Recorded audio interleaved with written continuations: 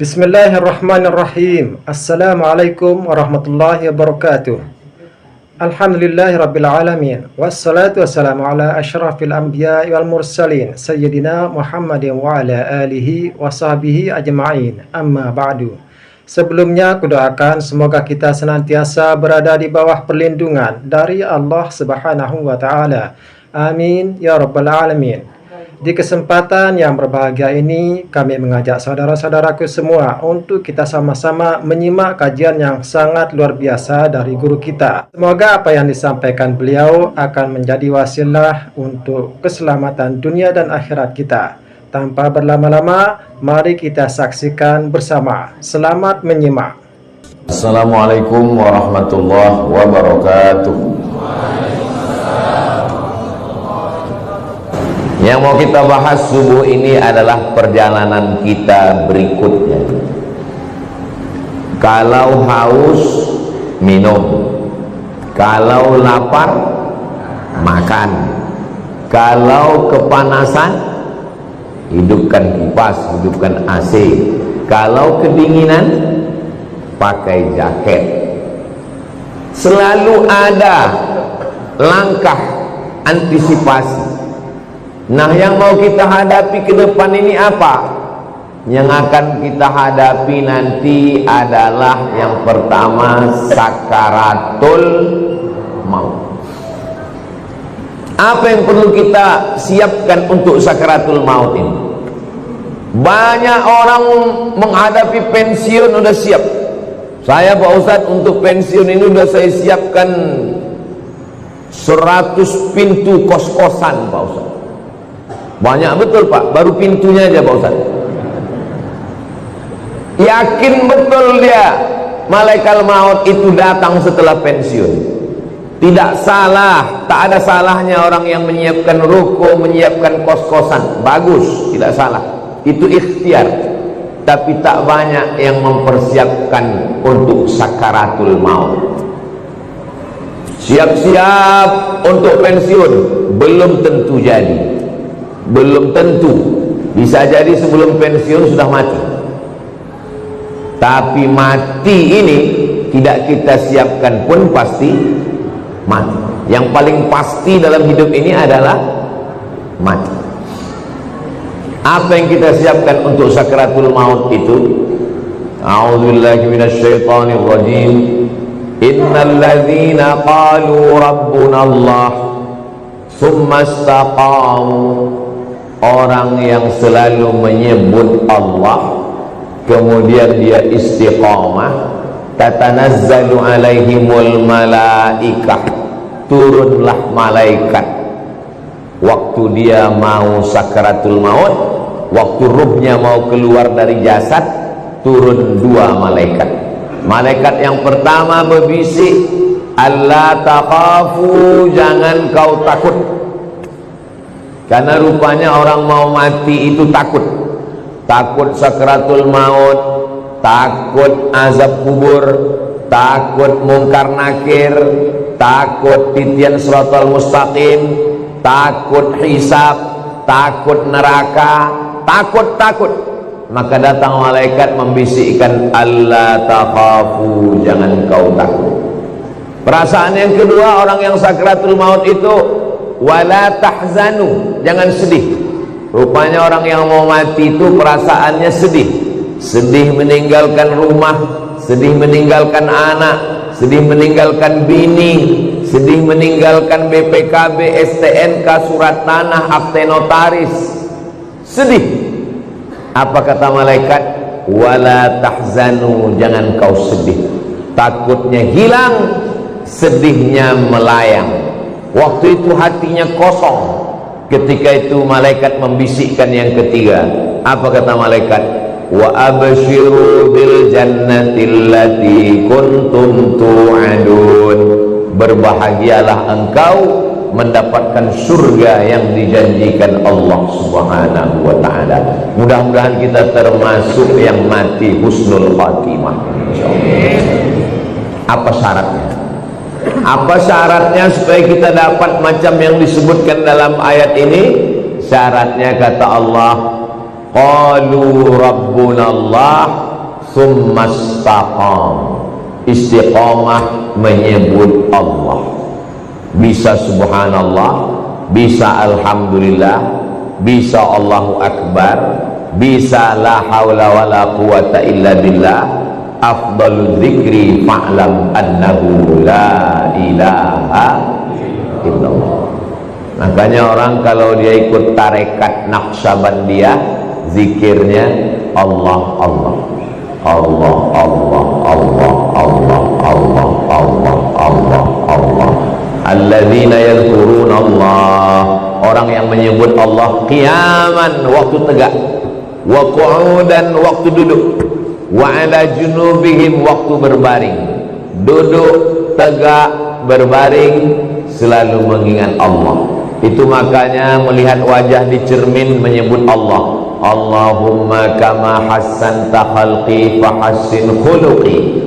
Masuk masjid menyebut Allah. Allahumma ftahli abwaaba rahmatik. Keluar masjid menyebut Allah. Allahumma inni as'aluka min fadlik.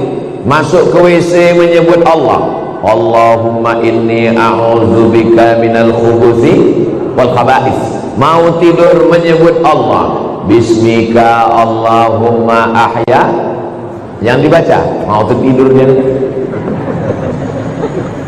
Jadi kalau mau husnul khatimah, jangan berhenti menyebut Allah, Allah, Allah, subhanallah, walhamdulillah, la ilaha illallah, wallahu akbar.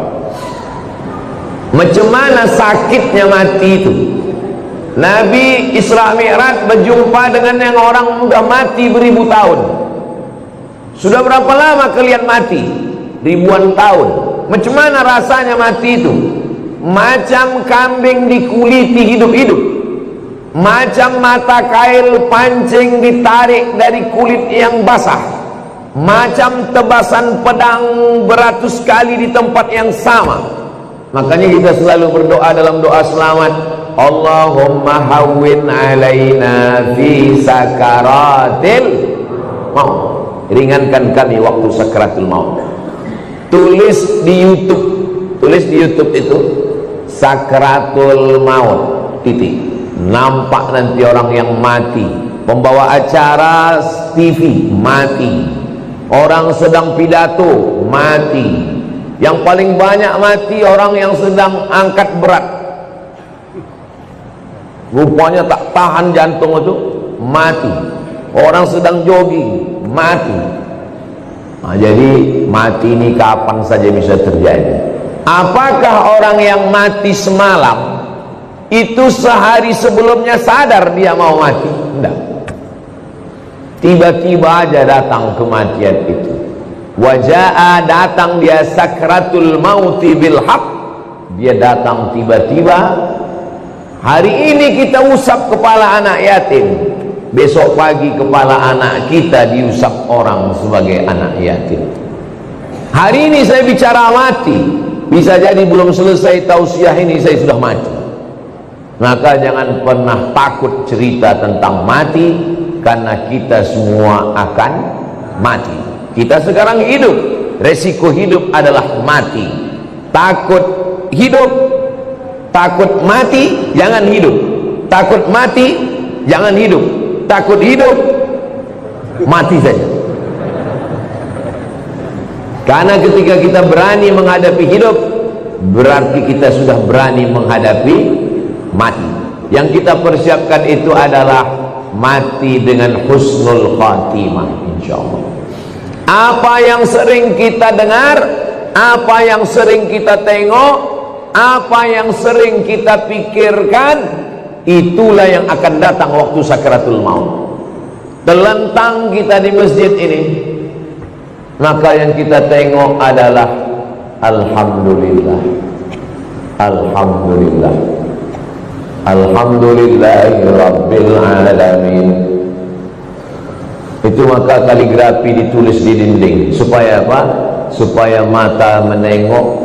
Kalau bawa mobil dari Makkah ke Madinah, dari Makkah ke Jeddah, di pinggir jalan, subhanallah, walhamdulillah, la ilaha illallah, wallahu akbar. Kenapa di pinggir jalan itu ditulis? Supaya kalau mati husnul khatimah. Beda tempat kita, di pinggir jalan yang tulis iklan es krim sama skincare. Makanya matinya bukan nyebut Allah, kredit. Apa yang sering kita dengar, apa yang sering kita tengok, apa yang sering kita pikirkan, itulah yang akan datang waktu sakaratul maut. Ada orang koma di masjid di Rumah Sakit Cipto Mangunkusumo, Jakarta. Koma, belum titik lagi, masih koma, tidak sadar-sadar. Kata dokter, bawa orang ini ke rumah karena sudah tak ada harapan hidup. Ini tinggal menunggu aja lagi. Obat sudah tak ada sampai masanya mati ini nanti. Akhirnya anak istrinya pun dah menyiapkan mau bawa pulang ke rumah. Begitu mau dibawa pulang ke rumah, tiba-tiba duduk dia. Dokter pun terkejut, anak bininya pun terkejut. Kok sadar dia lagi? Akhirnya ditanyalah orang ini, "Bapak kan koma?" "Iya." "Di dalam koma itu apa yang Bapak rasakan?" "Aku tak ingat apa-apa." "Terus kenapa tiba-tiba sadar?" Tiba-tiba datang Ustadz Somad. Apa kata dia? Ditanyanya saya, "Kapan kau buat tabligh akbar?" Akhirnya saya pun terduduk. Pokoknya nanti kita buat tabligh akbar di kampung. Akhirnya dibuatnya lah acara di tepi Danau Maninjau. Nama acaranya Pulang Basamo. Akhirnya saya datangi bapak ini, dia dari Jakarta. "Apa betul Bapak koma di Rumah Sakit Cipto Mangunkusumo?" "Betul Pak Ustaz." "Terus dalam koma itu apa yang Bapak rasakan?" Tiba-tiba Ustaz datang bertanya ke saya, "Kapan tabligh akbar?" Itulah saya duduk sadar tuh Pak Ustaz. Lama saya menung. Jangan-jangan aku ini udah wali. Dua gendangnya, kalau tak wali murid, wali kelas. Saya ini orangnya rasional. Saya selalu penasaran, kenapa bisa saya datang ke dalam komanya itu. Lalu saya tanya dia, "Bapak kalau pagi apa yang Bapak lakukan?" Saya hidupkan handphone, saya dengar tonton YouTube Ustaz. "Oh." "Kalau Bapak sampai di tempat kerja apa yang Bapak lakukan?" "Kalau sedang kosong saya tonton lagi YouTube Ustaz." "Kalau Bapak mau tidur malam apa yang Bapak lakukan?" "Sebelum saya tidur yang terakhir saya tonton adalah YouTube Ustaz." Baru saya paham, apa yang selalu ditonton itulah yang dibawa ke alam bawah sadar, itulah yang datang waktu tidur dan waktu koma, dan itu juga yang datang waktu husnul khatimah, insyaallah. Rasional, masuk akal. Tanyalah sama pakar-pakar psikologi, kenapa bisa itu yang terbawa-bawa.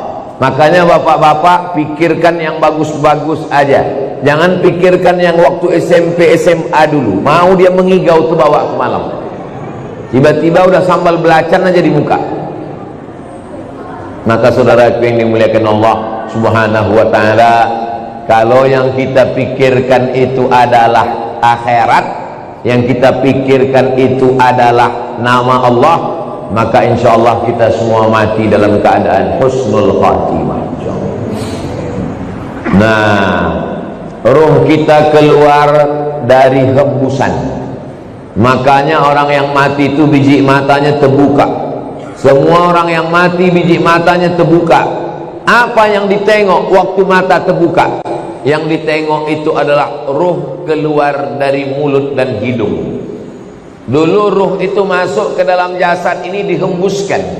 Wa nafakhtu fihi min ruhi, aku hembuskan ruh. Raha ya ruhu, pergi berhembus. Ruh itu artinya pergi dan datang berhembus. Maka waktu datangnya berembus, perginya pun berembus. Ruh itu berjalan dari mulai ujung kaki sampai ke betis, naik ke lutut, naik ke paha, naik ke pinggang, terasa dingin, sejuk di kaki. Kalau ada bapak ibu yang udah merasa agak sejuk di kaki, tak lama lagi tuh. Naik dia ke atas, naik dia ke atas, naik dia ke atas, keluar dia dari mulut, biji mata menengok ruh itu keluar, maka datang orang lain memejamkan mata kita. Bismillah wa ala millati Rasulillah, inna lillah wa inna ilaihi raji'un. Menggerakkan tangan ringan, menggerakkan lidah ringan. Yang paling ringan adalah menggerakkan kelopak mata. Inilah yang paling ringan. Tapi waktu kita sakratul maut, jangankan menggerakkan tangan, jangankan menggerakkan bibir, menggerakkan kelopak mata pun tak bisa. Terbuka. Bini yang katanya buah hati belayan jiwa pun takut memejamkan biji mata kita. Datang anak ke masjid memanggil tuan imam, Pak Imam, tolonglah datang ke rumah. Ayah kami matanya tak tertutup-tutup dari tadi malam. Baiknya imam, padahal orang ini tak pernah datang ke masjid. Makanya masyarakat sini yang tak pernah datang ke masjidlah kalian. Untuk apa Ustaz sampaikan ini? Bukan orang ini datang, kirimkan video ini ke dia. Jangan sampai nanti akhirnya tuan imam yang datang ke rumah dia hanya untuk menutupkan kelopak matanya, dan akhirnya jenazahnya dibawa juga ke masjid. Seumur hidup ke masjid cuma 2 kali. Yang pertama akad nikah, yang kedua inna lillah. Mudah-mudahan kita istiqomah menghidupkan masjid ini insyaallah.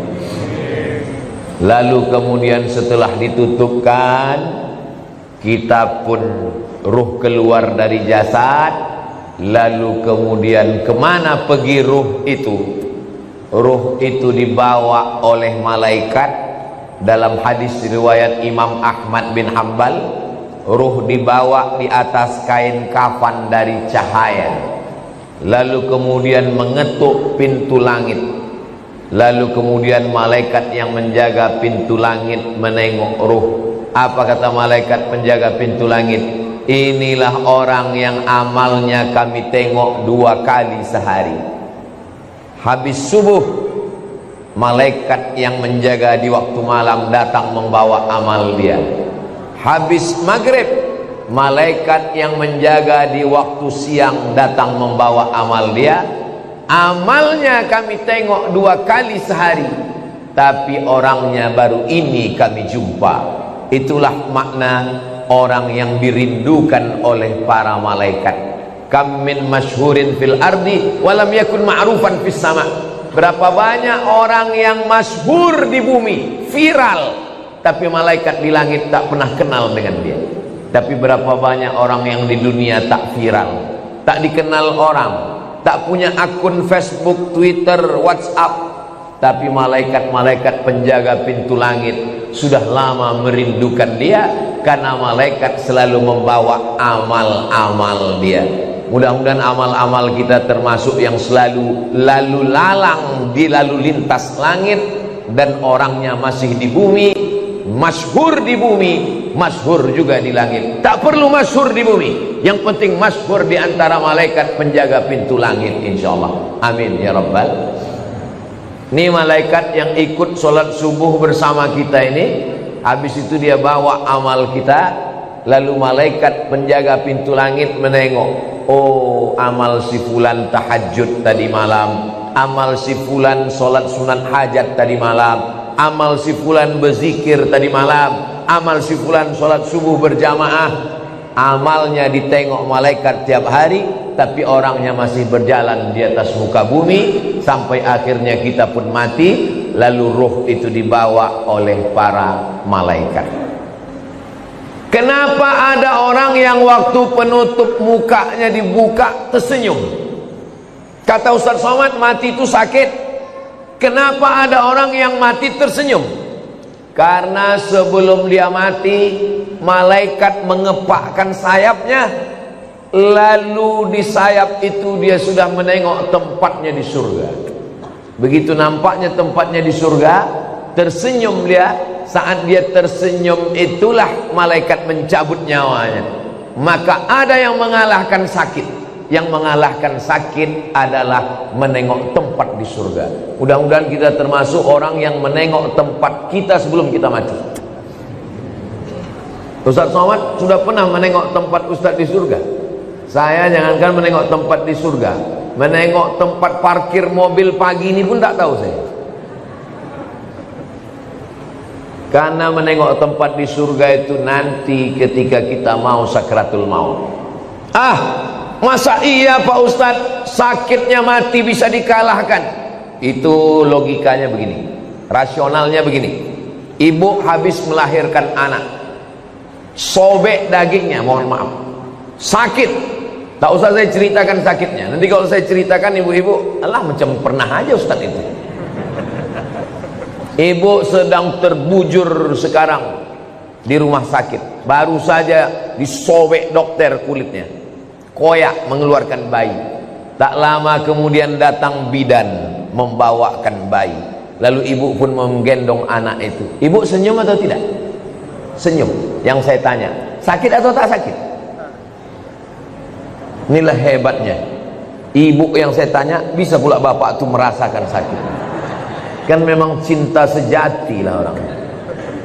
Ibu itu baru saja melahirkan anak, nyawa taruhannya, koyak dagingnya, tapi menengok anak tersenyum dia. Begitulah mati itu, sakit, tapi sakitnya kalah. Kenapa? Karena menengok tempat di surga, ditunjukkan Allah. Itu salah satu tanda husnul khatimah. Orang yang husnul khatimah itu irqul jabin. Irqul jabin, berkeringat jabin di atas kening atasnya. Kenapa? Kenapa orang yang mati husnul khatimah itu berkeringat di atas jabin ini? Karena malu. Biasanya orang kalau malu kan merah wajahnya karena tersipu malu. Maka orang yang meninggal menengok tempatnya di surga, malu dia karena amalnya tak seberapa. Aku amalku rasanya tak seberapa, kenapa besar kali balasan yang kau kasih ya Allah. Maka salah satu tandanya adalah irqul jabin, keluar macam keringat kecil di atas. Tapi jangan pula gara-gara ini biar supaya suami ibu disangka husnul khatimah, begitu mati langsung semprotkan air ke keningnya. Itu tak usah dibuat-buat, serahkan aja kepada Allah Subhanahu wa ta'ala. Ini yang saya sampaikan ini menurut hadis-hadis yang sahih, supaya kita bersiap-siap. Maka jangan lupa berzikir. Zikir ini banyak kali Pak Ustadz. Kata guru saya Syekh Umar Al-Ma'ruf Ali, dia keturunan dari Syekh Muhammad Tayyib. Syekh Muhammad Tayyib ini murid langsung dari Syekh Muhammad bin Abdul Karim Samman dari Madinah. Kata dia, Abdul Somad, kalau kau payah memilih-milih zikir yang banyak, kau amalkan aja 3. Yang pertama istighfar, yang kedua solawat, yang ketiga la ilaha illallah. Istighfar itu membersihkan cawannya. Ini cawan kotor, kalau dituang air zam-zam ikut jadi kotor. Bersihkan dulu, membersihkan cawannya dengan istighfar. Astaghfirullahaladzim, astaghfirullahaladzim, astaghfirullahaladzim, astaghfirullahaladzim, astaghfirullahaladzim. Bisa 100 bagus, bisa 200 bagus, bisa 1000 bagus. Setelah istighfar, baru kemudian wangikan dia, harum semerbak. Mewangikannya itu sholawat. Allahumma salli ala Sayyidina Muhammad wa ala ali Sayyidina Muhammad. Allahumma salli ala Sayyidina Muhammad wa ala ali Sayyidina Muhammad. Setelah dia wangi, barulah kau tuangkan air. Airnya itu adalah afdhalul dzikri fa'lam annahu la ilaha illallah. Ini masalah zikir ini, jangan karena mau ngejar cepat lalu bunyinya tak jelas.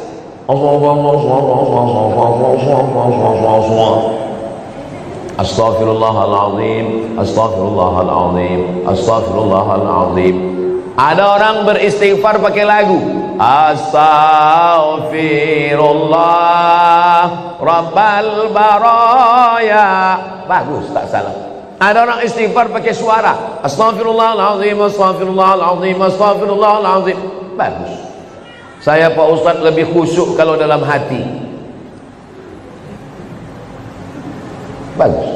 Masalah berzikir ini, zikir kuat bagus, jangan gara-gara zikir kuat sama zikir pelan berkelahi di masjid. Berkelahi antara zikir kuat dengan zikir pelan di masjid, sampai cerita tuh keluar masjid. Apa kata orang luar masjid? Untung kita tak ke masjid. Coba kalau kita ke masjid berkelahi kan, bagus kita di luar masjid nih lagi. Nah, jadi yang berzikir kuat silakan. La ilaha illallah, la ilaha illallah. Bagus, tak salah. Yang berzikir pelan bagus. La ilaha illallah, la ilaha illallah. Zikir kawan pelan, kita mau kuat, kita paksakan dia, kita ke telinga dia. La ilaha illallah. Apa mau kau kata dia? Berkelahi kita dalam masjid. Saya Pak Ustaz terganggu kali saya sama zikir orang ini. Saya kalau udah dengar orang ini berzikir kuat terganggu saya Pak Ustaz. Berarti ada setan dalam diri kau. Orang yang terganggu dengan zikir berarti ada setan. Zikir tidak pernah mengganggu kita. Sebagaimana kita mendengar suara bacaan Al-Quran. Kalau ada orang terganggu mendengar bacaan Al-Quran, itulah makna ruqyah. Di ruqyah dia biar keluar hantu setan dari dalam dirinya. Habis sakratul maut selesai, lalu kemudian kita pun masuk ke liang lahat. Tapi tadi ruhnya udah diangkat ke langit Pak Ustaz. Waktu jasad masuk ke liang kubur, maka ruh turun balik, dimasukkan Allah ke alam kubur untuk menjawab pertanyaan malaikat Munkar Nakir. Masya Allah, itu tadi kajian yang sangat luar biasa yang sudah disampaikan oleh guru kita. Tentunya kajian yang sangat luar biasa, penuh ilmu dan penuh makna. Namun kajian ini belumlah selesai. Oleh karena itu, mari kita lanjutkan bersama seperti apa kajian selanjutnya. Selamat menyimak. Iya, kalau jasadnya masuk kubur, kalau matinya diterkam singa, kalau matinya di sungai Amazon, dimakan ikan piranha 1000 ekor, kemana pergi ruhnya? Kalau matinya tabrakan beruntun hancur macam daging kena blender, kemana pergi ruhnya? Maka nama alamnya adalah alam barzakh. Dia tidak disebut dengan dunia karena dia sudah mati. Dia tidak disebut dengan akhirat karena dunia masih ada. Pemisah antara dunia dengan akhirat namanya alam barzakh. Tengok dalam surat Ar-Rahman, bainahuma barzakhul la yabghiyan. Jadi ruh yang sudah diangkat ke langit diperkenalkan ke malaikat, diturunkan balik masuk ke dalam jasad untuk menjawab pertanyaan Munkar Nakir. Setelah itu ruh dalam genggaman kudrat iradat kuasa Allah Subhanahu wa ta'ala, maka ruh menantikan amal yang mengalir. Apa yang perlu kita siapkan? Yang perlu kita siapkan yang pertama, ilman 'allamahu wa nasyara. Ketika di alam barzakh disebut alam kubur, yang kebetulan ada kuburnya. Kalau kebetulan tak ada kuburnya, alam barzakh, mati hanyut, mati tabrakan, mati hilang, maka alamnya alam barzakh. Selama di alam barzakh itu apa yang mengalir? Yang pertama mengalir adalah ilman 'allamahu wa nasyara. Ustadz Marsofwan ceramah, ada program subuh. Apa subuh apa namanya Ustaz? Pejuang Subuh Nongsa. Dilanjutkan oleh anak-anak pejuang subuh Nongsa. Mengalirlah pahalanya ke beliau. Bang Hardi Hud, dosen sampai ke Indragiri Hilir, dosen sampai ke Sungai Guntung, mengajar ke sana kemari, mengalirlah pahalanya. Ustadz, tapi kami ini tak ustadz, kami ini bukan buya, kami ini bukan profesor Pak Ustadz, ilmu apa yang mengalir? Bapak jangan lupa ajarkan Al-Fatihah ke anak, ibu ajarkan Al-Fatihah ke anak. Saya hatam alif-alif, hatam Quran, guru pertama saya emak saya. Jadi sampai hari ini kalau saya ngajar di mana-mana, itu pahalanya mengalir ke almarhumah emak, ke almarhum ayah saya. Maka ibu kalau tak sempat, bapak kalau tak sempat, ajarkan Al-Fatihah ke anak, supaya anak sholat subuh, zuhur, asar, maghrib, isya, tahajud, witir, duha, dia baca Al-Fatihah, mengalir ke kita semuanya. Saya Pak Ustadz sempat juga mengajarkan beberapa ilmu Pak Ustadz. Ilmu apa yang bapak ajarkan? Ilmu santet. Minta ampunlah kepada Allah, mudah-mudahan lupa murid-murid itu, tak diamalkannya lagi, taubat dia. Itu maka sebelum mengajar tuh, ajarkan yang baik-baik. Saya berharap ceramah ke sana kemari, mudah-mudahan ini diamalkan jamaah, mengalir ke alam barzakh saya insyaallah. Amin. Walaupun amal yang sikit aja, amal sikit yang diamalkannya, Bismillahi tawakkaltu 'alallah la haula wala quwata illa billah. Mengalir. Yang pertama mengalir ilman 'allamahu wa nasyarahu. Yang kedua, waladan salihan tarakahu. Anak soleh yang ditinggalkan. Bangun anak soleh itu malam, tahajud dia, berdoa dia, Rabbil firli wali walidayya warhamhuma kama rabbayani shaghira. Mengalir pahalanya. Sekarang saya ceramah ini di Batam. Almarhumah emak saya, almarhum ayah saya menengok amal saya secara live. Mana dalilnya? Dalilnya Quran. Wa qul i'malu, beramallah kamu, fasayarallahu amalakum. Yang menengok amal kamu itu ada tiga. Yang pertama Allah, yang kedua Rasulullah Nabi Muhammad menengok amal kita, yang ketiga wal mu'minun, orang beriman. Apa kata tafsir Ibnu Katsir? Maksud orang beriman, ayah, ibu, atuk, nenek menengok amal anak cucunya. Maka moyang saya sedang menengok amal saya, macam jamaah yang nonton streaming live sekarang. Begitulah mereka menonton di alam barzakh. Oh, senangnya aku, cucuku dari anak si fulan rupanya sedang menyampaikan tausiah di Batam.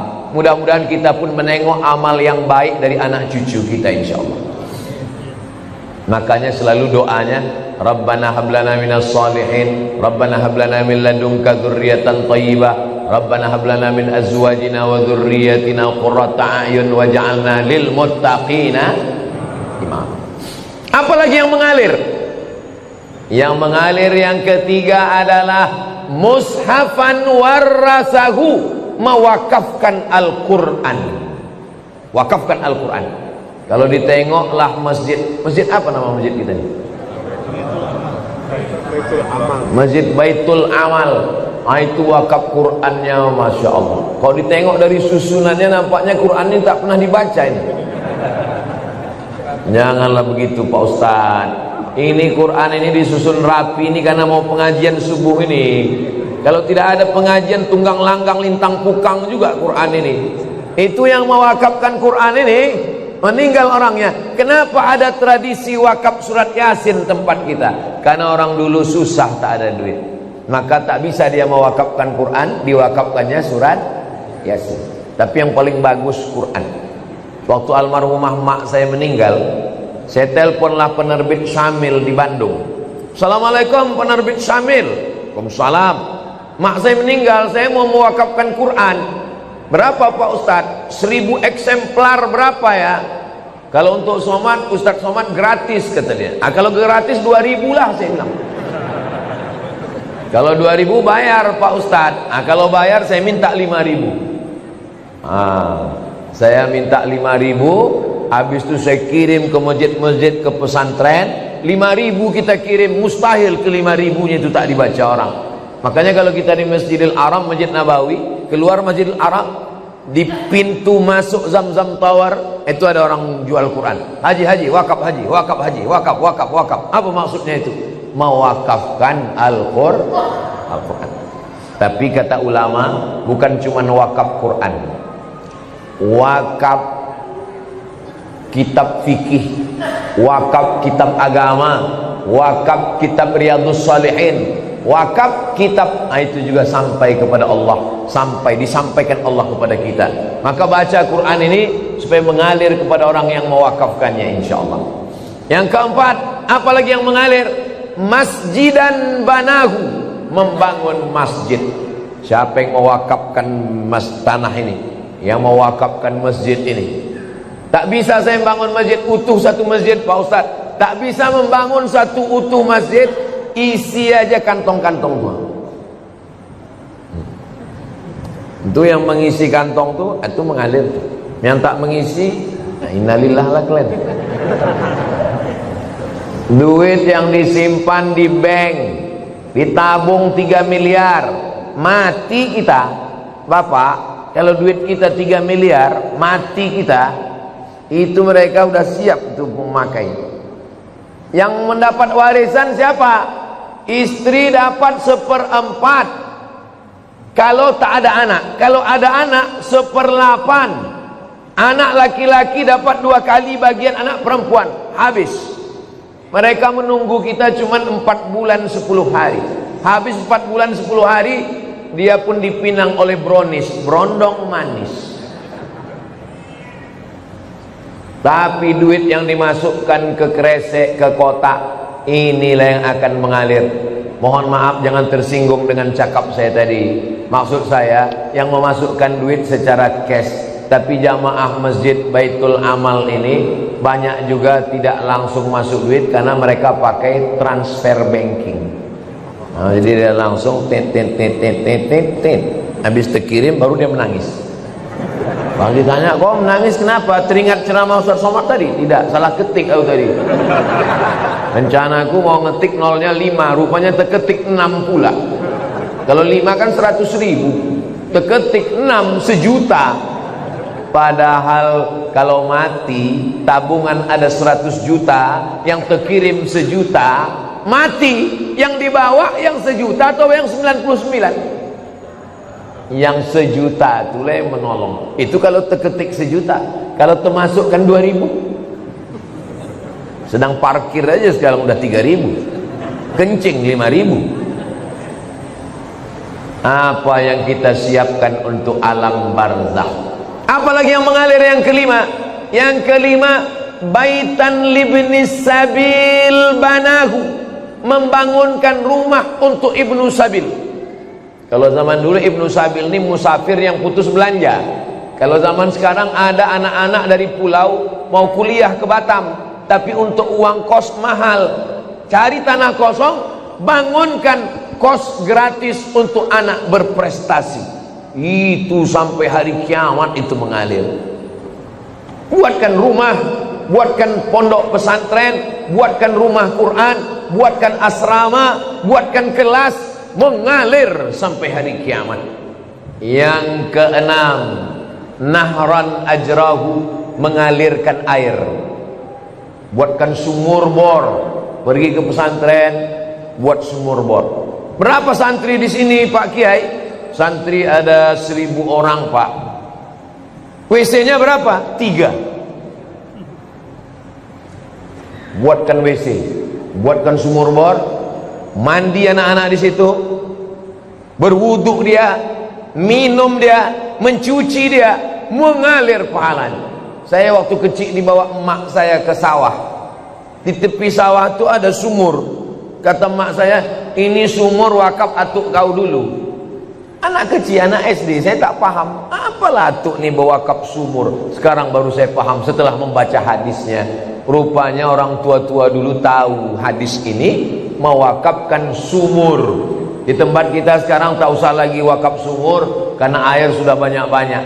Bukan lagi kota bertuah, kota berkuah. Saking banjir bandang. Maka cari yang kira-kira diperlukan umat, maka itu diwakafkan. Tong air besar, mesin air besar, filter saringan air, itu juga termasuk dalam golongan amal yang keenam. Amal yang ketujuh mengalir. Apa amal ketujuh mengalir? Shadaqatan akhrajaha fi sihhatihi wa hayatihi yalhaquhu ba'da mautihi. Sedekah yang dia keluarkan waktu masih sehat. Kenapa sehat? Karena kalau udah sakit orang memang udah ingat mati, semualah ambillah ya Allah. Tapi kalau waktu sehat, bakhil, bin medit, bin pelit, bin kikir, bin kedekut. Tapi kalau masih sehat, orang pelit.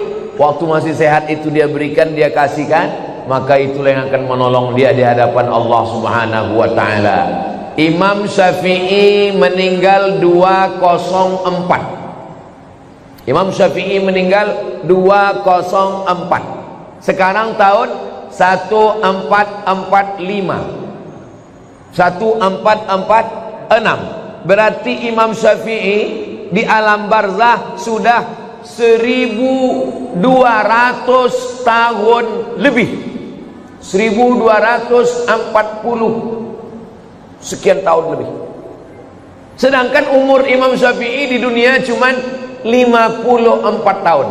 Lahir di Gaza, Palestina 150, meninggal di Mesir tahun 204. Di dunia cuman 54 tahun, di alam barzah 1200 tahun. Imam Al-Ghazali meninggal 505. Sekarang udah 1446. Berarti di alam barzah sudah hampir 1000 tahun.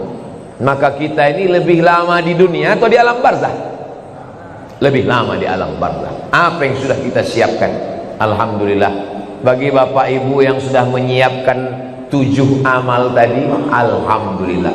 Saya alhamdulillah Pak Ustadz 7-7-nya udah siap, alhamdulillah. Saya Pak Ustadz baru 5 Pak Ustadz, alhamdulillah. Saya Pak Ustadz 1 pun belum, innalillah. Saya cuman bisa lewat ceramah. Tapi kalau Bang Hardi Hud jadi wakil wali kota dengan Cak Nur, itu ke-7 ini bisa dilaksanakan insyaallah. Amin. Yang pertama, apa tadi yang pertama ya? Yang pertama adalah ilman 'allamahu wa nasyarahu. Programnya sekolah mudah. Bisa. Guru fisika PNS, guru matematika PNS, guru kimia PNS, guru ngaji honorer. Coba angkat Honda. Kenapa tak Yamaha Pak Ustaz? Honda itu maksudnya honor daerah. Yang selama ini honornya 300.000, gajiannya 6 bulan sekali, dipotong sunat masal. Kenapa tidak dikasihkan dia pakai APBD? Bisa. Bisa apa tak bisa? Bisa. Saya ketemu dengan Bupati Morowali, Sulawesi Tengah.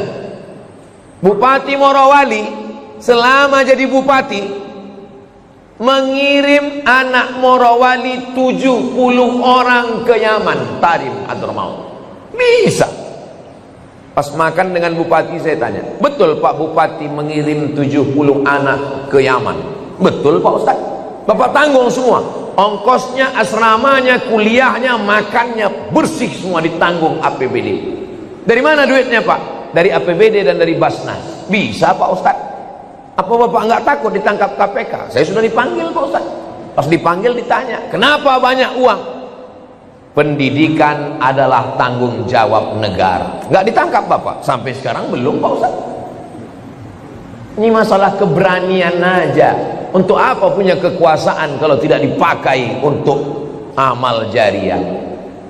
Ilman 'allamahu wa nasyarahu. Bisa. Mushafan warasahu, mewakafkan mushaf, sangat bisa. Seluruh masjid dan musalla mendapatkan subsidi buku-buku fikih, akidah, akhlak, Quran, tafsir. Bisa pakai tanda tangan. Nah, bisa.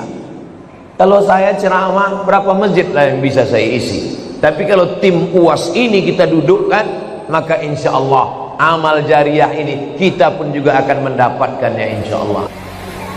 Mendekati dia, menunggu waktu yang sudah ditetapkan Allah Subhanahu wa ta'ala. Kalau ditetapkan jam 9 lewat 15, tak bergeser menjadi jam 9 lewat 11, tak bergeser menjadi jam 9 lewat 16. Yang bergeser itu jadwal kedatangan Ustaz. Jadwal kematian tak bergeser. Begitu sampai masa kematian, maka disentapkanlah nyawanya. Sekali sentap, sekali tarik, Waktu Nabi bertanya, macam kambing dikuliti hidup-hidup, macam tebasan pedang di tempat yang sama beratus kali, macam mata kail pancing yang sungsang diletakkan dalam kulit yang basah, ditarik, disentap. Kita tidak akan merasakan sakitnya sampai kita merasakan. Tak sesuai dengan cerita yang diceritakan orang, sampai kita merasakan. Yang pernah kena jahit, yang pernah operasi, yang pernah kena suntik, yang pernah mancing nyangkut pancing itu di kulit. Kalau ada kawan bertanya, kau kemarin waktu kena pancing nyangkut tuh cuman rasanya? Tak usah ceritakan, bawa aja pancing, mari ku cucukkan kulit kau, bertahu kau rasanya. Karena kata tak bisa mewakili rasa, rasaku bukan rasamu. Lalu kemudian ruh tadi keluar dari jasad. Setelah roh keluar dari jasad, dibawa oleh malaikat. Baunya busuk. Semua malaikat-malaikat yang mencium bau itu bertanya, roh siapa itu? Roh siapa itu? Malaikat itu menjawab, inilah ruh si tuyul anak setan. Disebutkan nama bapaknya. Bapaknya malu, atuknya malu, unyangnya malu, buyutnya malu, kakek nenek moyangnya malu karena punya cucu seperti dia. Jahat, busuk. Lalu kemudian dikatakan ke pintu-pintu malaikat yang menjaga pintu langit, la tufattahu lahum abwabus sama, tak dibukakan pintu-pintu langit. Lalu kemudian sampai masanya Allah berfirman, tuliskan dia sebagai penghuni Sijjin. Tempat orang yang jahat itu namanya Sijjin. Lalu kemudian dikumpulkanlah dia bersama ruh orang-orang yang jahat. Sijjin. Insyaallah mudah-mudahan kita tak masuk di situ insyaallah. Itulah mengapa kita disuruh sebelum salam minta perlindungan dari 4. Allahumma inni a'udzubika min azabi jahannam wa min azabil qabri wa min fitnatil mahya wal mamat wa min syarri fitnatil masihid dajjal. Kata Allah Subhanahu wa taala, balikkan ruhnya yang busuk tadi ke dalam jasadnya untuk merasakan azab kubur. Datang malaikat membawa palu godam yang besar, dipukulkan ke jasadnya, masuk ke dalam tanah saking kuatnya sampai ke lapisan bumi ke-7, dinaikkan balik ke atas, begitulah seterusnya. Maka kita selalu meminta kalau dicabut nyawa, Allahumma hawwin alaina fi sakaratil maut. Itulah mengapa kita meminta kalau sudah dikuburkan, meminta supaya Allahumma inni a'udzubika min azabil qabri. Itulah mengapa kita kalau lewat di pemakaman selalu meminta, assalamualaikum ya ahlad diyar minal mu'minin wa inna insyaallahu bikum lahiqun yarhamullahul mustaqdimina wal mustakhirin nas'alullah lana walakumul afiyah. Yang tak hafal doa yang panjang, baca doa pendek, assalamualaikum ya ahlal kubur. Yang tak hafal doa pendek, gerak-gerakkan aja mulut. Jangan sampai mulut diam waktu lewat kubur. Lalu bagaimana kalau orang mati diterkam harimau? Bagaimana kalau orang mati dimakan buaya? Bagaimana kalau orang mati di sungai Amazon dimakan ikan piranha? Bagaimana kalau orang mati jasadnya dibakar? Bagaimana kalau orang mati naik pesawat meledak, meletus, habis terbakar? Allah Maha Kuasa maka alam itu disebut dengan alam barzakh. Dia tidak disebut akhirat karena dunia belum kiamat. Dia tidak disebut dunia karena dia sudah mati. Pemisah antara dunia dengan akhirat disebut dengan alam barzakh. Lalu kemudian jasad pun dimasukkan ke liang lahat. Liang lahat itu ada dua model. Pertama di tengah, kedua di samping.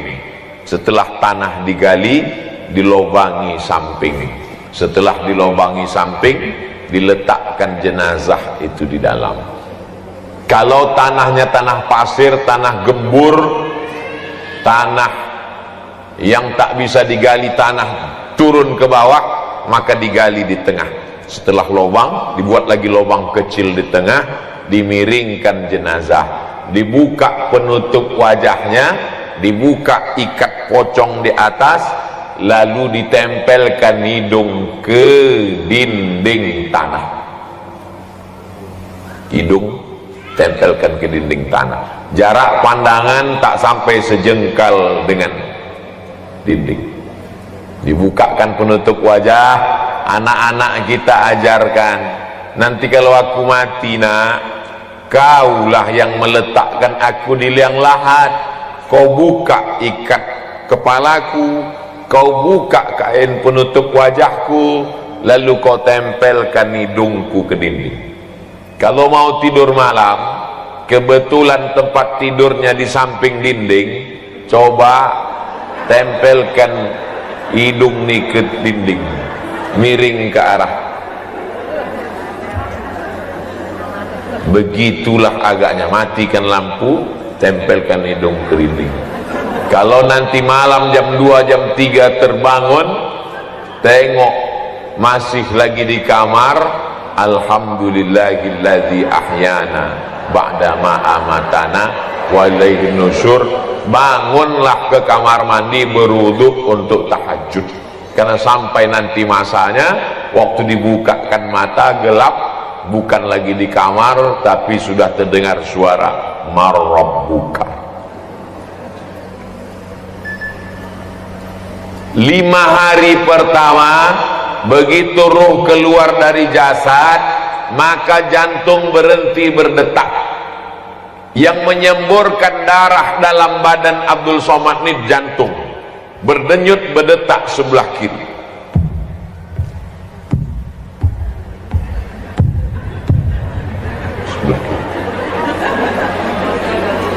Ibu waktu hamil dibawa ke SPOG, spesialis obgyn, didengarkannya suara detak jantung anak ibu di dalam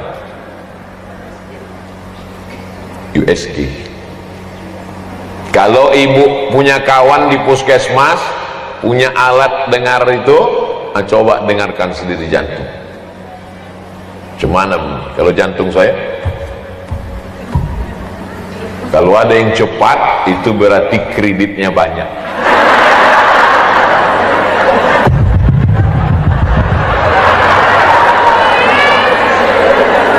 Jantung ini menyemburkan darah, naik darah ke otak. Kalau darah itu berhenti berputar di badan, maka darah itu membeku. Potong ayam, potong kambing, masukkan darahnya ke piring, membeku. Setelah itu membusuk menjadi nanah. Maka selama 5 hari darah pun mulai menggumpal, kulit badan berubah dari hijau biru mulai ke hitam, membengkak, usus di dalam pun mulai membengkak. 6 sampai 10 hari perut pun pecah, biji mata pun keluar, darah keluar dari hidung dan telinga, lidah pun menjulur, rambut pun lepas dari tengkorak kepala, lalu kuku-kuku pun copot, lalu kemudian pecahlah kulit-kulit. Binatang yang paling tajam hidungnya, tak punya mata, tak punya telinga, tak punya tangan, tak punya kaki, binatang itu namanya cacing. Cacing bisa mencium bau dari jarak 1 kilometer. Tidak ada makhluk yang paling busuk melainkan makhluk bernama manusia. Itulah mengapa kita tidak mati pakai baju kesayangan kain sutra, kita tidak pakai jas dasi dan sepatu, karena bagi kita lebih baik itu dipakai orang hidup, bermanfaat, disedekahkan sebagai amal jariah. Sedangkan kita hanya dibalut dengan kain kafan. Lalu kemudian mana kebanggaan yang dibangga-banggakan dari mulai ujung rambut sampai ke ujung kaki? Mana wajah yang glowing? Mana rambut yang tak pernah kena ketombe? Mana kuku yang sekali salon 3 juta 1 kelingking? Mana kaki yang selalu habis duit untuk mencabut bulu kaki? Mana tumit yang tak pernah retak-retak? Mana bibir merah delima, pipi macam pauh dilayang, rambut bakma yang terurai? Semuanya menjadi santapan cacing. Minha khalaqnakum, dari tanah kau kami ciptakan, kepada tanah kau kami kembalikan. Wa minha nu'idukum taratan ukhra, dari tanah pula nanti kau akan kami bangkitkan. Datanglah belatung, datanglah ulat, memakan daging-daging, darah-darah, tinggal tulang belulang. Kalau sudah jadi tengkorak, tak ada beda antara orang cantik dengan orang yang jelek, tengkoraknya sama. Lama-kelamaan tulang-tulang itu pun habis, hilang. Yang tinggal cuman satu, tulang ujung ekor sebesar ibu jari. Itu yang tak hancur dimakan tanah. Itulah nanti yang ditunjuk, innama amruhu iza arada syai'an ayaqula lahu kun fayakun. Hidup balik ke atas. Tapi jangan gara-gara ini ibu tak bersisir besok ikut pengajian, tiba-tiba datang kawan ke rumah, assalamualaikum, salam, buka pintu macam singa bangun tidur. Kenapa kau tak bersikat? Kenapa kau tak bersisir? Kenapa kau tak bersampo? Kata Ustaz Somad, 5-10 ini pun lepas nanti tegur. Bukan itu maksud saya. Jangan habiskan waktu untuk bersisir sampai lupa sholat duha. Itu yang maksud saya. Jangan habiskan waktu untuk berkutek sampai lupa subhanallah walhamdulillah wa la ilaha illallah Allahu akbar. Jangan habiskan waktu risau karena ingin menghilangkan retak-retak di tumit sampai lupa melangkahkan kaki ke pengajian majelis tanah. Jangan asik mengurus apa namanya? Saya selalu silap antara ini sama ini. Yang alis yang mana? Alis. Yang bulu mata? Asik menengok bulu mata, lentik sampai lupa menengok baca Yasin malam Jumat surat Al-Kahfi. Asik menengok kuku panjang kurang bengkok, dibengkokkan patah pula. Sampai-sampai lakinya pun ragu membedakan, ini kucing apa bini aku?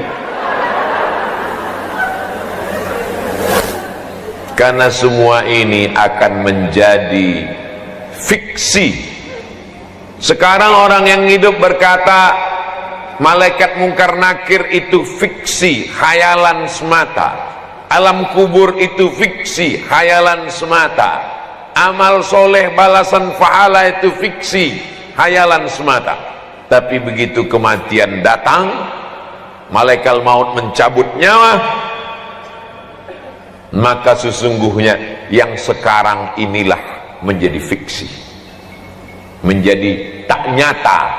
Sekarang ini suami ibu nyata atau tak nyata? Nyata. Anak nyata tak nyata? Nyata.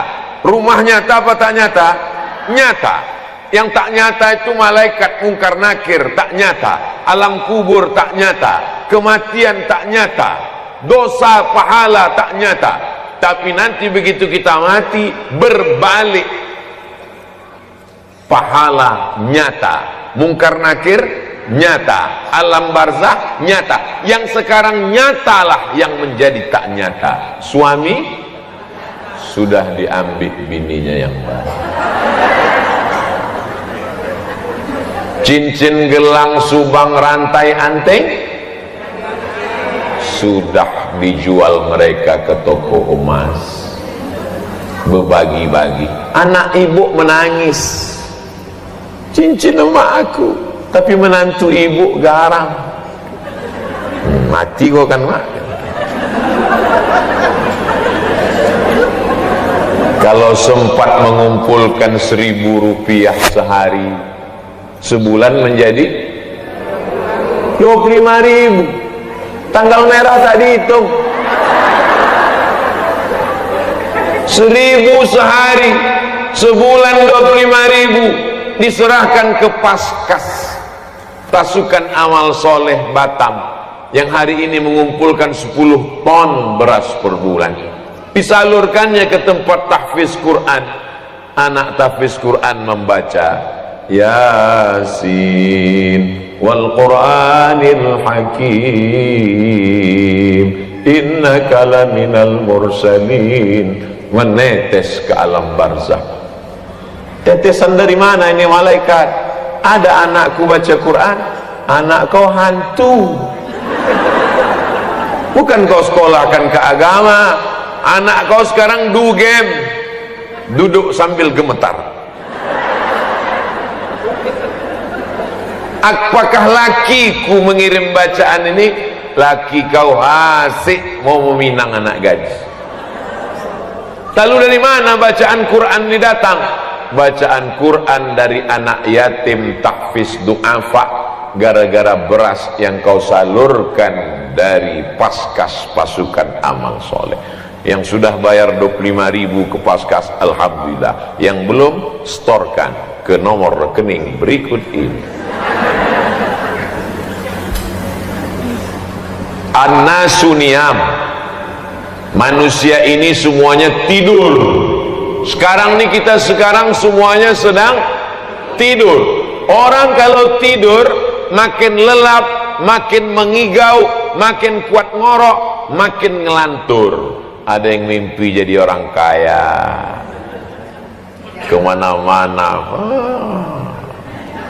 Berapa harga cincin kau itu? 100 juta. Aku 150. Berapa harga mobil kau itu? 1 miliar. Aku 1,5 miliar. Semua orang kaya mengigau. Yang pejabat-pejabat mimpi jadi pejabat. Kau apa? RT. Laki kau apa? RW. Laki aku kades. Laki kau? Laki aku kades juga, tapi 2 periode. Laki kau bupati, laki kau gubernur. Saling membanggakan, saling mengangkuhkan, saling menyombongkan. An-nasu niyam. Manusia ini semuanya tidur. Falamma matu, begitu mereka mati, intabahu, barulah mereka terbangun dari tidur panjang. Alimat nafsum ma qaddamat wa akharat, barulah manusia sadar, rupanya tanganku tak pernah menyapu kepala anak yatim, rupanya mataku tak pernah menengok Quran, rupanya telingaku tak pernah mendengarkan tausiah, rupanya kakiku tak pernah dibawa ke masjid sholat berjamaah. Tapi saat itu penyesalan tak bermakna. Apa kata mereka? Rabbana absarna, mata kami sudah menengok azab. Wa sami'na, telinga kami sudah mendengar azab. farji'na, balikkan kami lagi hidup ke dunia, na'mal salihah, kami ingin beramal. Farji'na, balikkan lagi kami ke dunia, na'mal salihah, kami ingin beramal saleh, inna muqinun, kami yakin seyakin-yakinnya. Bisa balik lagi? Andai balik mau orang rumah nerima?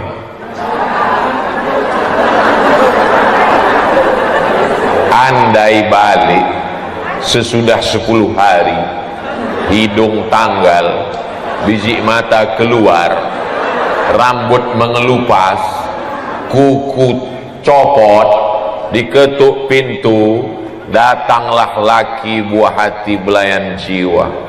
Ustadz dari tadi menggambarkan yang mati bini aja, balik kenapa? Oke, kita balik. Sekarang laki yang mati, baliklah laki ibu yang sudah mati, yang dulu rambutnya ganteng bukan main, burung terbang jatuh saking terpukau, bukan licinnya, saking terpukau.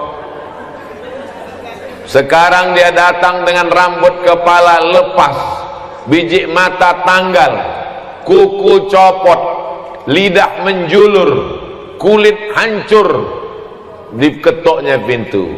Assalamualaikum. Ibu buka pintu, ada ibu mengatakan, abang duduk bang ya. Ada hantu.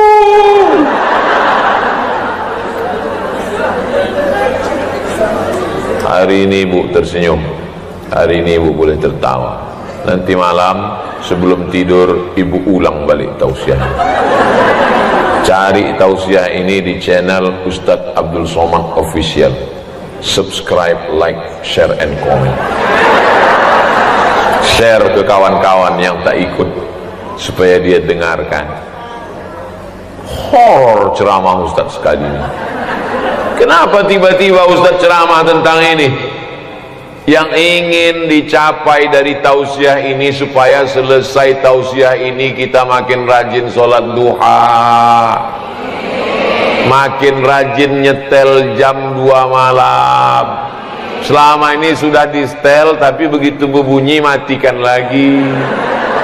Sesudah ini bangun sholat, mengambil belanja yang selama ini habis untuk beli yang tak penting, sekarang sisakan 100.000, 200.000, antarkan untuk semen 2 sak, untuk fakir miskin beras segenggam beras, 2-3 genggam. Itu tujuan pengajian ini. Selama ini lidah asik mencakapkan orang lain, aib orang lain. Dulu orang sibuk memikirkan anaknya, sekarang semua anak orang dibahas. Anak artis, menantu artis, laki artis, bini artis. Naik darah tingginya gara-gara artis. Itu tujuan pengajian ini, tak lain tak bukan.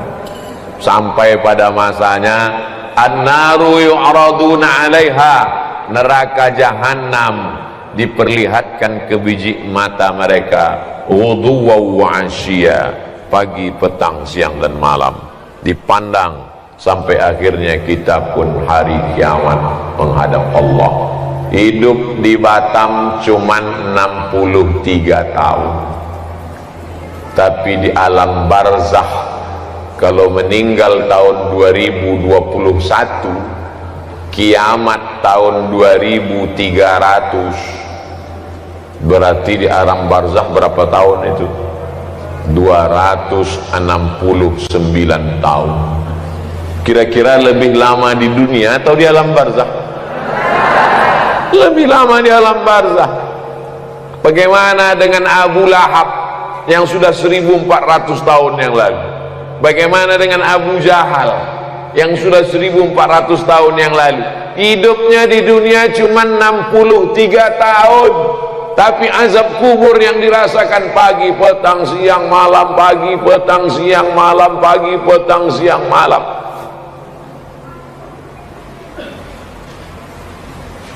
Apa itu dalam surat Yasin?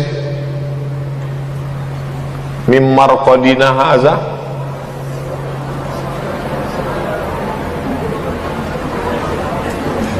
Mim marqadina haza. Hah? Mawadda'aka rabbuka wa ma qala. Apa mim marqadina haza?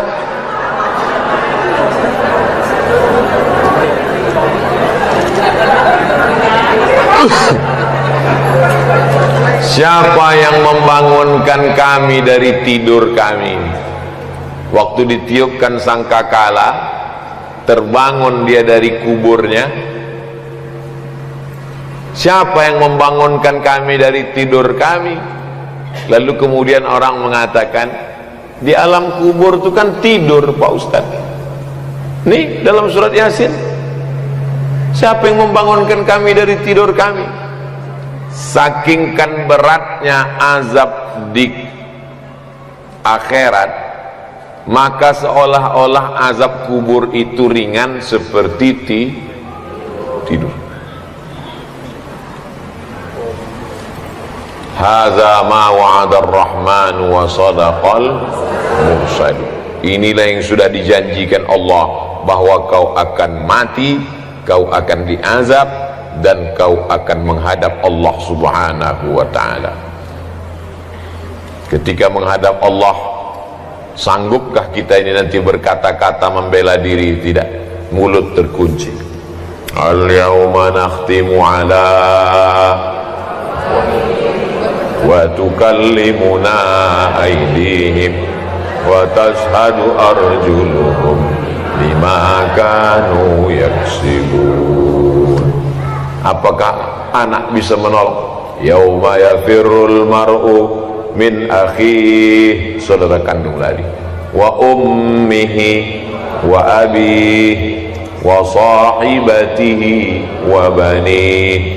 Akhi lari, ummi lari, abi lari, sahibati lari, wa bani. Likulli imri'in minhum yawma idzin sya'nu yughni. Sempat-sempatkanlah baca Quran. Ibu kenapa tak baca Quran? Anak masih kecil. Tapi ibu anak tak kecil lagi, cucu pula kecil. Sempat-sempatkanlah bersedekah. Ibu kenapa tak bersedekah? Anak masih kuliah.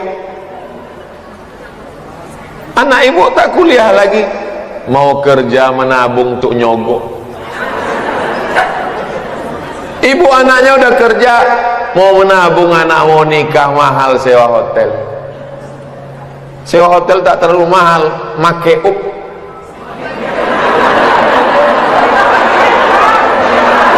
Tapi ibu anak udah nikah. Kemarin saya datang walimah, kenapa tak bersedekah? Cucu pula mau lahir. Sempat-sempatkan, karena sampai masanya nanti tak sempat-sempatkan sholat duha, sempat-sempatkan sholat tahajud, sempat-sempatkan sholat witir sebelum tidur malam. Tak sempat sebelum tidur, di tengah malam. Tak sempat tengah malam, menjelang subuh sebelum azan subuh. Sempat-sempatkan afdalu zikri fa'lam annahu la ilaha. Karena sampai masanya nanti waktu ada, tapi kesempatan tak ada, karena ruh sudah keluar dari jasad. Ditanya Allah lah sama orang-orang mati itu, hai orang mati, mau kau hidup lagi? Mau? Apa kata orang mati? Laula akhartani ila ajalin qarib, kasihlah aku hidup walau sekejap. Qarib, sekejap, semenit, sedetik pun jadi. Ya Allah, kalau ku kasih kau hidup sekejap, kau mau apa? Fa'as-saddaqa, aku mau bersedekah. Wa akum minas solihin, aku mau jadi orang soleh. Macam mana orang soleh mati?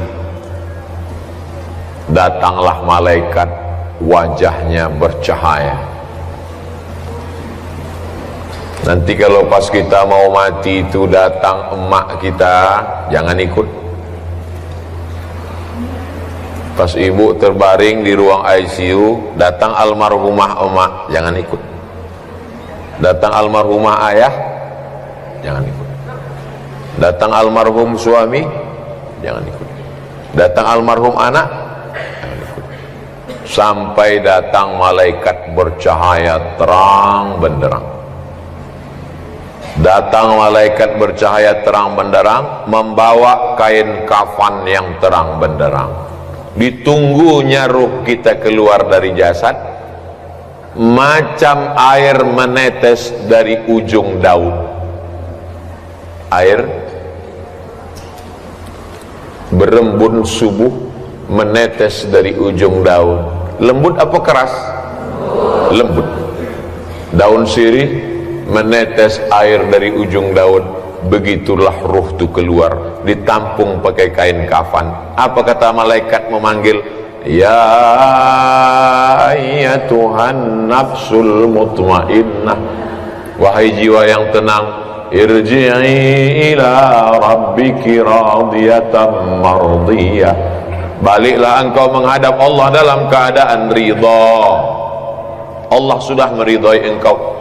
Fadkhuli fi ibadi, hamba-hambaku yang soleh sudah menunggu kamu. Wadkhuli jannati, lalu kemudian ruhnya dibawa oleh malaikat. Semua malaikat bertanya, ini siapa? Kenapa harum semerbak? Nabikah dia? Bukan.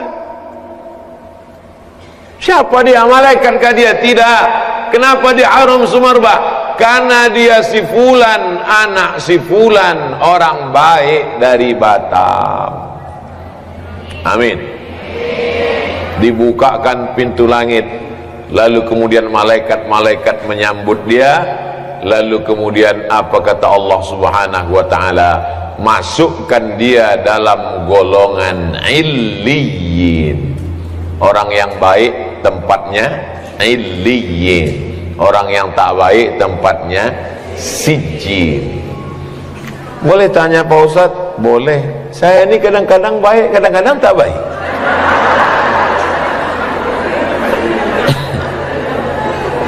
Tak bisa. Kita ini mesti istiqomah dalam kebaikan. Saya ini Pak Ustadz tergantung SMS datang. Kalau datang kawan ngajak pengajian, saya ikut. Ngajak mabuk, ikut. Datang kawan ngajak bedah buku kematian, saya datang. Datang kawan ngajak konser sampai mabuk, datang juga. Demi persahabatan Pak Ustaz. Tak bisa. Ya ayyuhalladzina amanu, ayo orang beriman, tubu ilallah taubatan. Orang yang mau mati itu ada dua perasaan. Yang pertama perasaan takut. Takut menghadapi sakratul maut, takut menghadapi malaikat maut, takut menghadapi azab kubur, takut menghadapi mungkar nakir, takut menghadapi hisab. Yang kedua sedih. Sedih meninggalkan gelang 3 pasang, sedih meninggalkan rumah besar dengan kolam renang, dengan hiasan dinding tempat tidur yang cantik, kayu jati yang baru dibeli belum lunas kredit. Sedih meninggalkan laki yang dimasakkan nasi goreng pagi-pagi sebelum berangkat, sayang abang. Sedih meninggalkan anak yang dikandung 9 bulan 10 hari, disusukan 2 tahun, sedang lucu-lucunya belum lagi nikah, baru saja dipinang orang, rencana akan duduk di pelaminan, duduk di hotel sambil membanggakan kepada kawan-kawan, ini menantu saya yang sedang S3 di Amerika. Perasaan manusia mau mati itu 2, takut sama sedih. Datang malaikat dikirim Allah Ta'ala, innalladzina qalu rabbuna Allah, orang yang mengatakan Rabbku Allah, Summastaqamu, istiqomah dia, tatanazzalu alaihimul malaikah, turun malaikat. Apa kata malaikat kepada orang yang mau mati? Allah takhafu, jangan kau takut, wala tahzanu, jangan kau sedih. Takutnya pun hilang, sedihnya pun hilang. Setelah takutnya hilang, sedihnya hilang, hampa kosong. Wa abshiru bil jannati allati kuntum tu'adun. Datang malaikat mengepakkan sayapnya, nampaklah gambar di situ, rupanya tempat dia di surga. Beda 2 kapling dari Ustaz Somad. Sebetulnya itu cara saya minta supaya ibu mengaminkan supaya saya masuk surga. Kira-kira kita senang tak kalau kita tahu tempat kita? Jangankan tempat di surga, tempat parkir aja kita tahu, senang hati kita. Parkir khusus ustaz, jangan ditempati. Masuklah Ustaz Somad ke tempat parkir, senang hati kita. Subuh Sabtu pengajian di Pekanbaru, mobil Ustaz jauh. Pas ditanya, Ustaz kok jauh betul parkir? Tak kalian sediakan tempatnya. Gimana aku mau parkir? Jangankan tempat di surga, parkir dunia pun kita tak tahu tempat kita. Tapi orang-orang yang istiqomah itu, makanya ketika nyawanya dicabut, menetes macam embun di ujung daun, jatuh di kain kapan dari cahaya dibawa dari surga, lalu kemudian tersenyum dia, nampak dia senyum. Tulis di Google, jenazah Buya Hamka, enter. Buya Hamka senyum hampir macam mau, saking nampaknya tempatnya. Buya Hamka tersenyum. Lalu kemudian apa yang terjadi setelah itu? Malaikat bertanya, itu tempat siapa? Tempat si fulan. Saat rohnya dikembalikan ke jasad untuk menjawab pertanyaan mungkar nakir, tiba-tiba di tengah kesendirian itu ada orang muda, baik. Ditanya, kau siapa? Akulah amal kau dulu waktu di dunia. Lalu kenapa kau di sini? Aku akan menolong engkau. Yusabbitullahu alladhina amanu bil qawlis sabit. Allah mengokohkan orang beriman dengan ucapan-ucapannya. Napas kita ini cuma 2, sekali tarik, sekali hembus.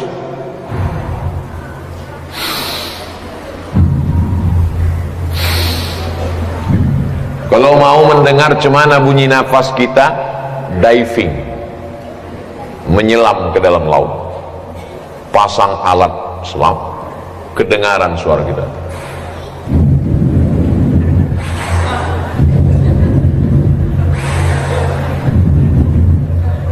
Makanya zikir itu pun 2 juga.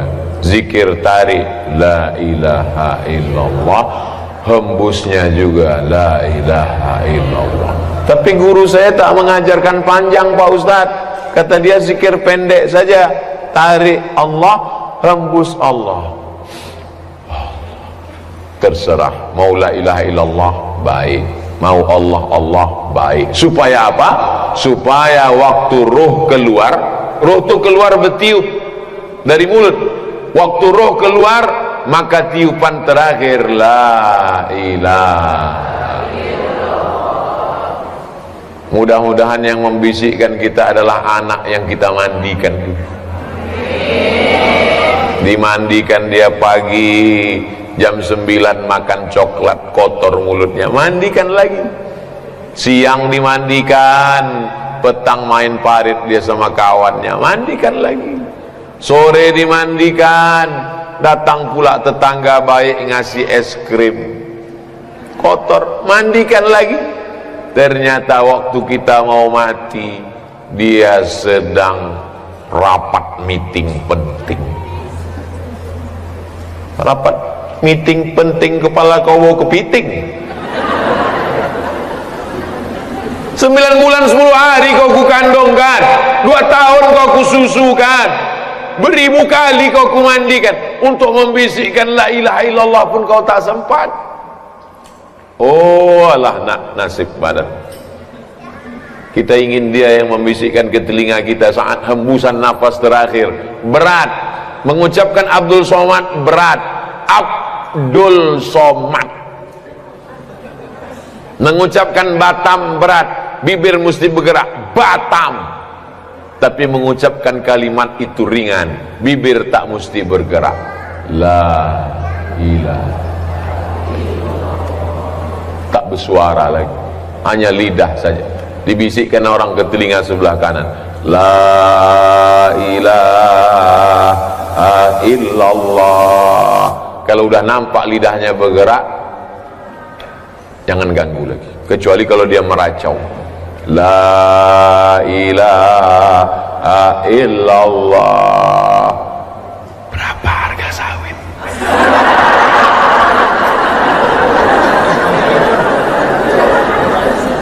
La ilaha illallah. Surat rantai mana? Apa yang kita pikirkan, apa yang selalu kita dengar, apa yang selalu kita cakapkan, apa yang selalu dalam hati kita, itulah yang akan datang waktu sakratul maut. Itu makanya kita habis maghrib, habis subuh, afdalu zikri fa'lam annahu la ilaha illallah, la ilaha illallah. Supaya apa? Supaya itu yang datang nanti. Waktu pesawat kena turbulence, bergoncang, semua orang akan mengucapkan yang sering dia cakapkan. Oh my God, ya Allah, ya Rasulullah, copot. Di saat genting, itulah yang akan datang, itulah yang akan menolong, itulah yang akan ucapan terakhir.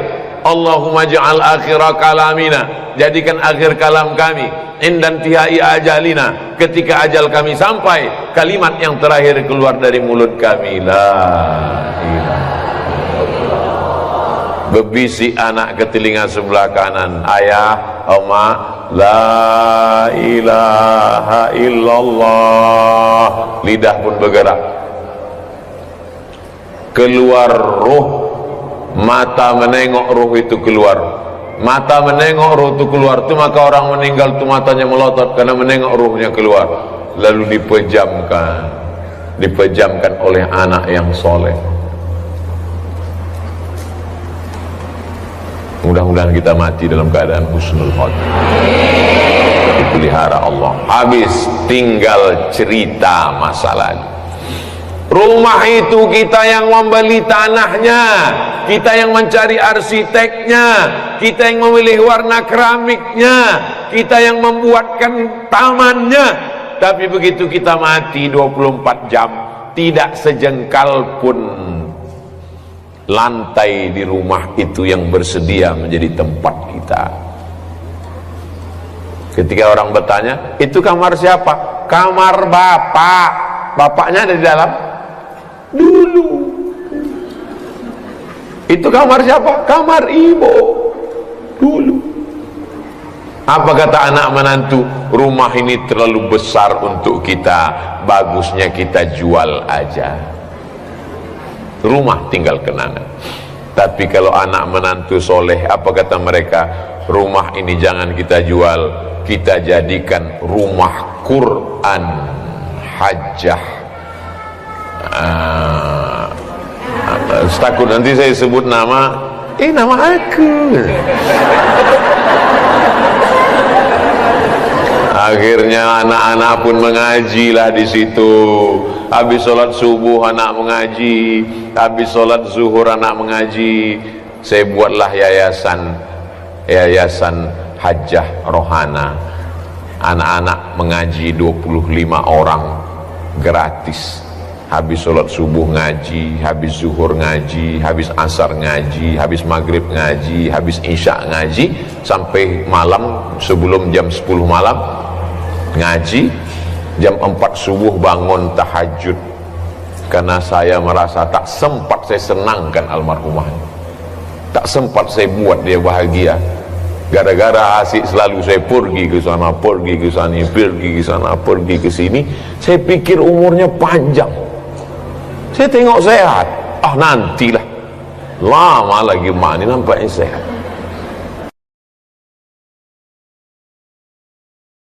Alhamdulillahirrabbilalamin. Demikian kajian yang sangat luar biasa, kajian yang penuh ilmu, penuh hikmah, penuh makna yang disampaikan oleh guru kita. Semoga apa yang disampaikan oleh beliau bisa kita praktikkan dalam kehidupan kita sehari-hari. Dan tak lupa mari kita sama-sama doakan beliau. Semoga beliau selalu dalam perlindungan dari Allah Subhanahu wa Ta'ala. Sekian, sampai bertemu di kajian selanjutnya. Mohon maaf atas segala kekurangan. Wassalamualaikum warahmatullahi wabarakatuh. Setelah kita mendengarkan kajian yang sangat luar biasa dari guru kita tadi, saatnya kita lanjutkan aktivitas kita hari ini. Semoga aktivitas kita hari ini membawa keberkahan dari Allah Subhanahu wa Ta'ala. Amin ya rabbal alamin. Sampai ketemu di kajian selanjutnya. Wassalamualaikum warahmatullahi wabarakatuh.